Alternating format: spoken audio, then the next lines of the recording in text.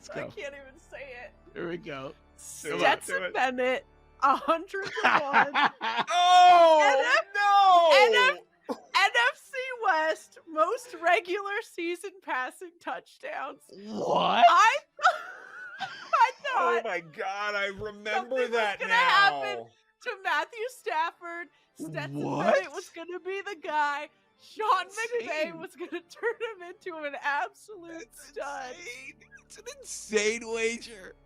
Oh my God. I do not remember this. I remember there was a day where you kept talking about Stetson Bennett. And Yeah. I don't know what happened, but I didn't know it was most touchdown passes in the division when he's probably going to have the least. He's not playing. Yeah. He's hurt. Right. He's going to have the least. Yeah. Yeah. I will have as That many was- as he has. That was a beauty. Paul, mark this down. that's a We're good not one. doing division leader futures next year because I was a sucker. Oh, I was on for vacation that several. week. I I was heard a that sucker. you guys You were. did that a lot. Here's Thank another God. one. Ready for this one? My guy Yeah. shows up big in the playoffs last year. Kenneth Gainwell, 200-1, NFC East most regular season rushing yards. Guess how many he has so far this season? Ready? It looked great after 153 week yards. one.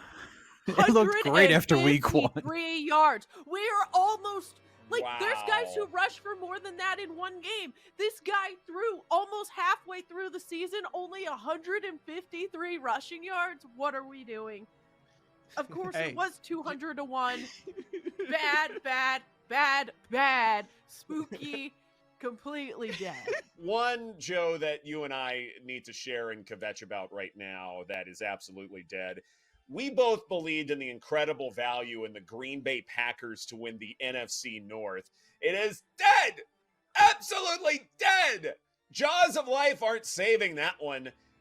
It's not just because the Lions are really, really good, but the fact that Jordan Love can't even beat the Vikings defense that's obviously rebuilding. The only thing they do is have Trash. Daniil Hunter and blitz a lot, and Jordan Love still couldn't beat that. I mean, here is a quarterback who we had all the faith in the world in, thinking, okay, the Packers don't have bad quarterback play. They just don't. Historically, they're going to be just fine. Oh, they've been anything but just fine. The Packers are absolutely not making the playoffs. They are not winning the division whatsoever, and yet we bet on them to win it because we thought there was great value there in the unknown, thinking, oh, the Lions can't be that good. Vikings coming back down to reality. The Bears stink. Oh, no. Had the Kirk Cousins injury not happened, the Vikings could make the playoffs. Very, very different story for the Packers, and so that one's definitely dead to rights. Yeah, I wish I cared, honestly. I'm so tired of the Harden thing. It's the same story again and again, and he's going to get upset, and he's going to demand a trade to be somewhere else. How many times are we going to say Harden part of a big three? How many times have we had this conversation throughout his career? If. First off, now you're putting the two biggest ifs in the NBA. It's every year, the Clippers. Oh, if the Clippers can stay healthy, they have this talented core. Their top two is as good as anybody's top two in the NBA. Blah, blah, blah, blah, blah. And it's the same thing with this dude that they're bringing in. He goes to Brooklyn. Oh, how are you going to stop the big three? Reed Wallach's having a parade. Oh, yeah, you can't stop this.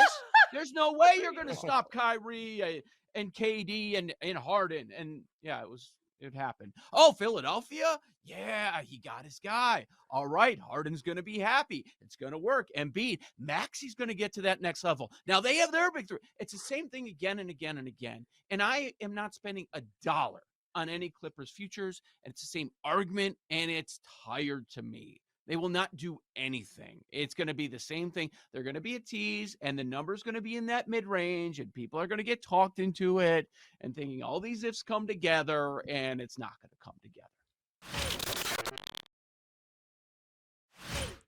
Another way to bet Gibbs, if you're not doing total yards, which, by the way, I wish they offered more alt lines of Gibbs because I would have bet him. The 125 plus on total yards was plus 200, and that's the highest that I saw. If there was a 150 plus, I would have bet that. If there was a 175 plus, I probably would have bet it, and both would have hit because he ends up with 189. I would not bet him now at 16-1. We talked about it 24 hours ago when it was 50-1.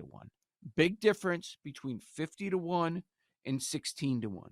But the idea, and the reason we were having the conversation is not only did we expect a big game from Gibbs, but also Stroud is a vulnerable favorite, right? And you have to lay a price on Stroud right now at minus 165 at BetMGM.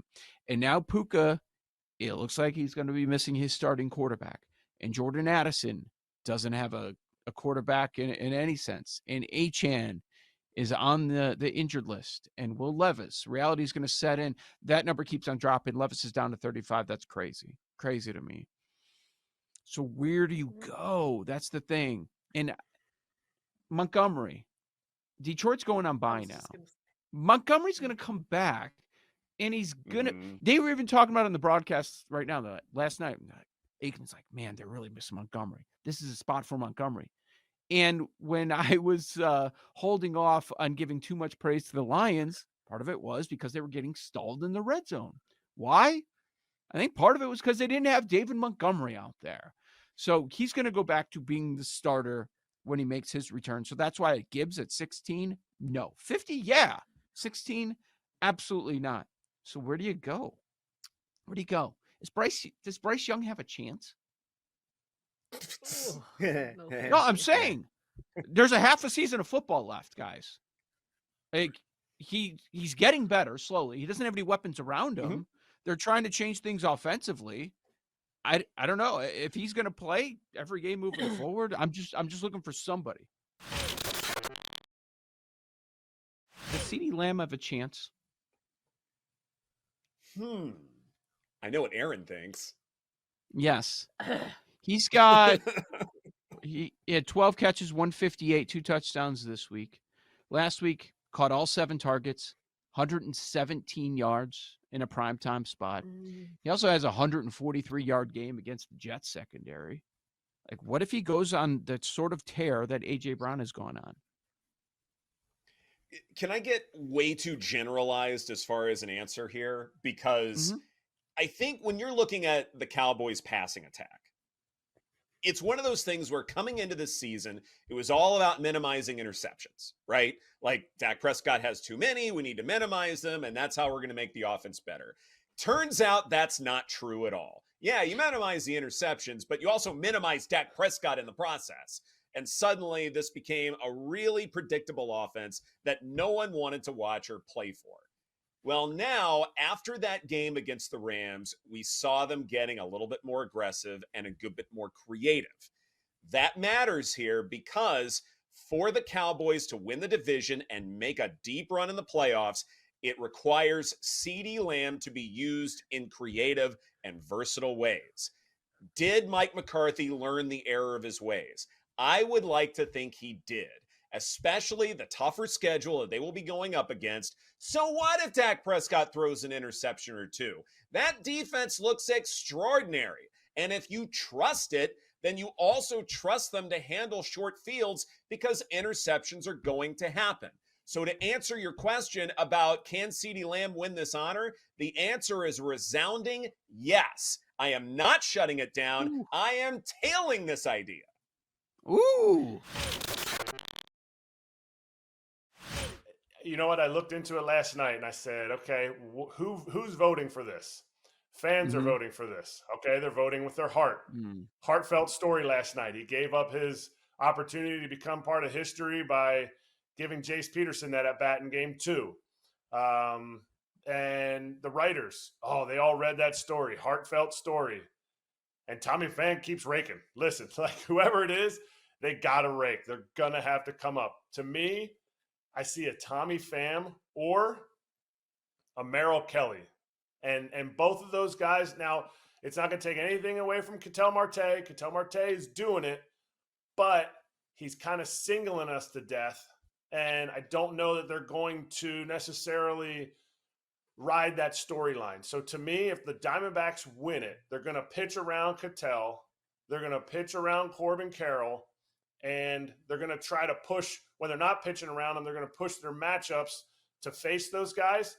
They're not bringing guys in to face Tommy Pham that are, Tommy Pham killers. Tommy Pham is eating, and he just keeps eating this entire series. I love that number. Is that you said plus 950? Yesterday it was plus 800. So I even like it. I even like it more today. But if you have a little bit and you're a hedging person, I think Mhm. a Merrill Kelly can get you.